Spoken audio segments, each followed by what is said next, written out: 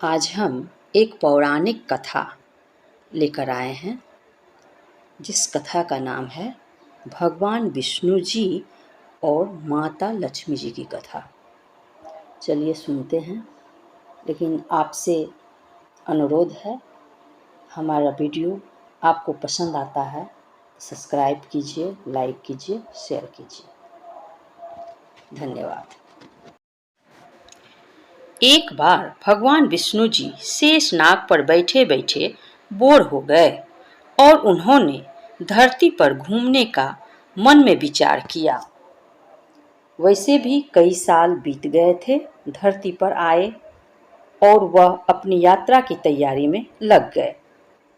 स्वामी को तैयार होता देखकर माँ लक्ष्मी ने पूछा, आज सुबह सुबह कहाँ जाने की तैयारी हो रही है? विष्णु जी ने कहा, हे लक्ष्मी, मैं धरती लोक पर घूमने जा रहा हूँ।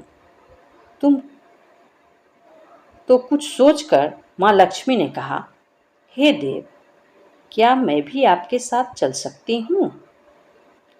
भगवान विष्णु ने 2 पल सोचा, फिर कहा, एक शर्त पर तुम मेरे साथ चल सकती हो।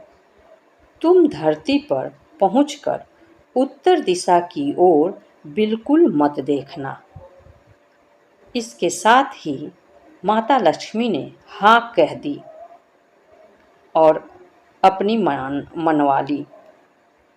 और सुबह सुबह माँ लक्ष्मी और भगवान विष्णु धरती पर पहुंच गए।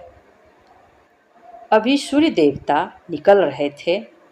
रात बरसात होकर हटी थी। चारों तरफ हरियाली ही हरियाली थी। उस समय चारों ओर बहुत शांति थी और धरती पर बहुत ही सुंदर सुंदर फूल दिख रहे थे।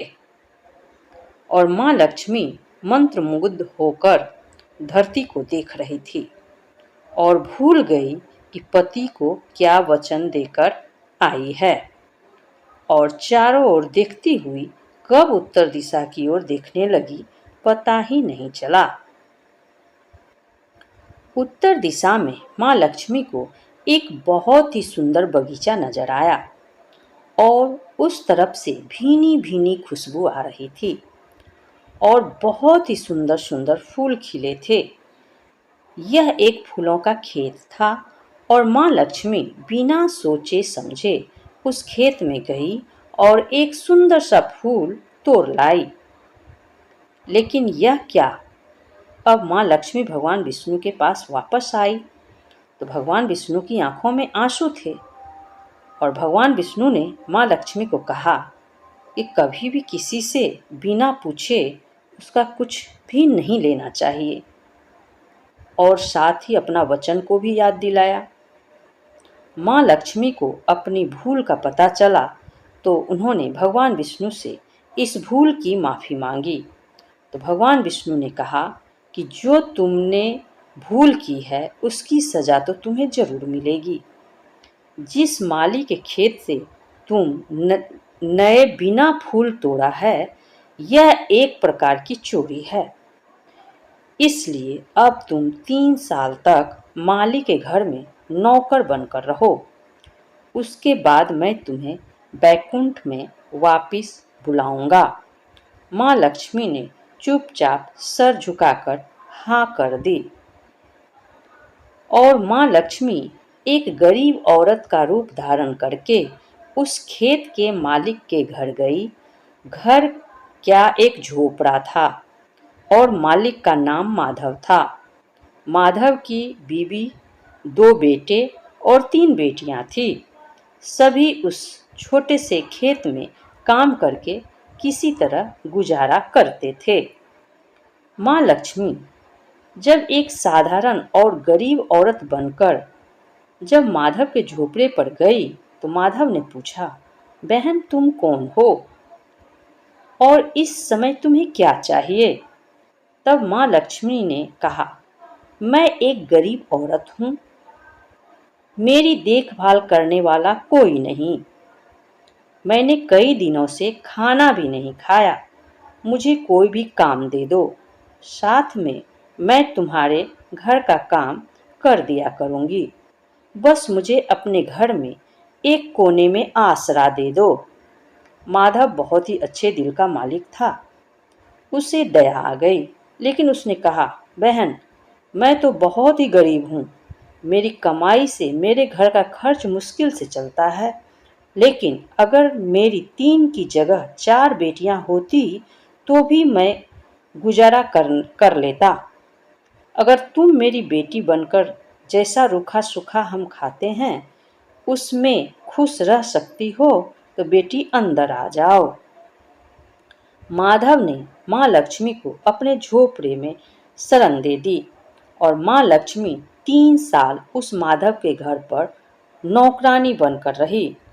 जिस दिन माँ लक्ष्मी माधव के घर आई थी उससे दूसरे दिन ही माधव को इतनी आमदनी हुई फूलों से कि शाम को एक गाय खरीद ली। फिर धीरे धीरे माधव ने काफी जमीन खरीदी ली और सबने अच्छे अच्छे कपड़े भी बनवा लिए और फिर एक बड़ा पक्का घर भी बनवा लिया। बेटियों और बीवी ने गहने भी बनवा लिए और अब मकान भी बहुत बड़ा बनवा लिया था। माधव हमेशा सोचता था कि मुझे यह सब इस महिला के आने के बाद मिला है। इस बेटी के रूप में मेरी किस्मत आ गई है।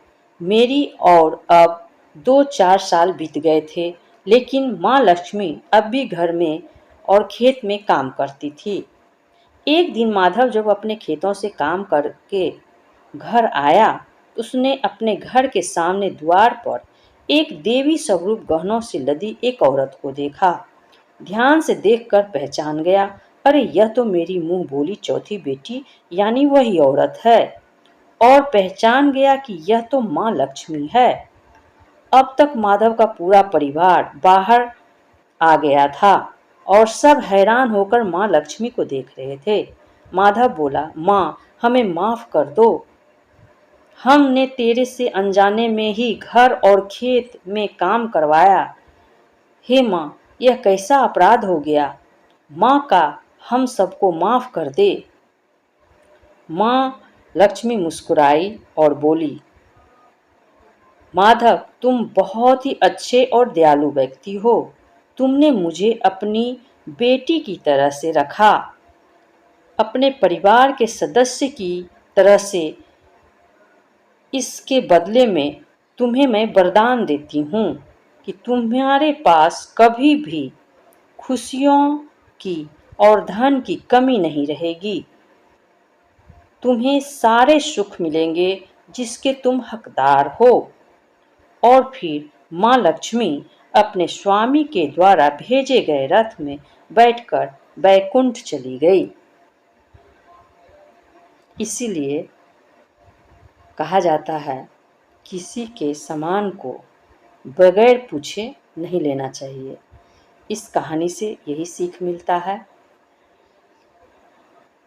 और ऐसा ही करना चाहिए। किसी का सामान बगैर पूछे छूना भी नहीं चाहिए।